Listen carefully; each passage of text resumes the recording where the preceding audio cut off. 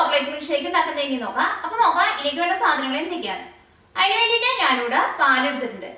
ഈ പാലെടുക്കുമ്പോൾ പാല് ഫ്രീസറിൽ വെച്ചിട്ട് നന്നായിട്ട് തണുപ്പിച്ചിട്ട് വേണം എടുക്കാൻ വേണ്ടിയിട്ട്. ഈ പാല് ഞാനിവിടെ മെഷർമെന്റ് കപ്പിൽ 1.5 കപ്പാണ് എടുത്തേക്കുന്നത്. പിന്നെ വേണ്ടത് കൊക്കോ പൗഡറാണ്. കൊക്കോ പൗഡർ ഒരു 5 ടീസ്പൂൺ വേണം. പിന്നെ പഞ്ചസാര വേണം.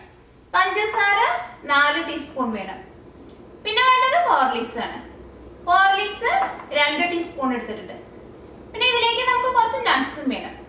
അത് നിങ്ങൾക്ക് ഇഷ്ടമുള്ള നട്ട്സൊക്കെ ചേർക്കാം. ഞാനിവിടെ കാഷ്നട്ടും പിസ്താഷ്യും എടുത്തേക്കുന്നത്. ഇത് ഗാർണിഷ് ചെയ്യാൻ വേണ്ടിയിട്ട് ടൂട്ടി ഫ്രൂട്ടിയും വേണം. പിന്നെ വേണ്ടത് ഐസ്ക്രീമാണ്. ഞാനിവിടെ വാനില ഐസ്ക്രീമാണ് എടുത്തേക്കുന്നത്.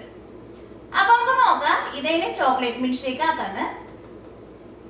ചോക്ലേറ്റ് മിൽക്ക് ഷേക്ക് ആക്കാൻ വേണ്ടിയിട്ട് ഒരു മിക്സിയുടെ ജാർ എടുക്കുക. ഇതിലേക്ക് 1.5 കപ്പ് നല്ല തണുത്ത പാൽ ഒഴിക്കുക.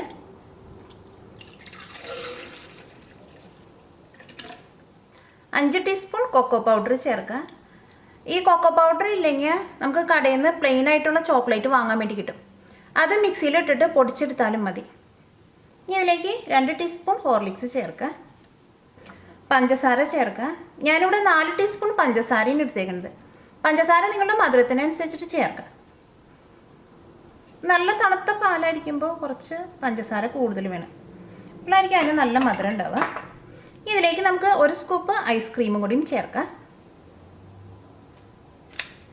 ഇതെല്ലാം കൂടിയിട്ട് നന്നായിട്ടൊന്ന് അടിച്ചെടുക്കുക.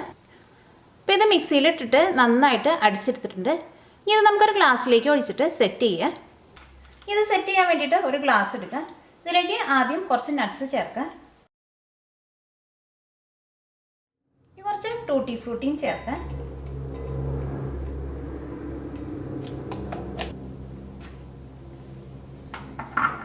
ഇതിലേക്ക് ചോക്ലേറ്റ് മിൽക്ക് ഒഴിക്കുക.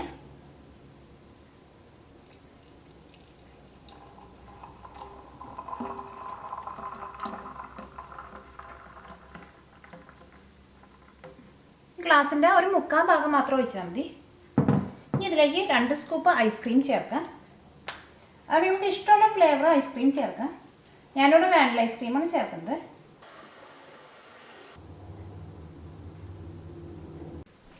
ഇതിൻ്റെ മുകളിലേക്ക് കുറച്ച് നട്ട്സും ടൂട്ടി ഫ്രൂട്ടിയും കൂടി ഇട്ടിട്ട് ഇതൊന്ന് ഗാർണിഷ് ചെയ്യുക.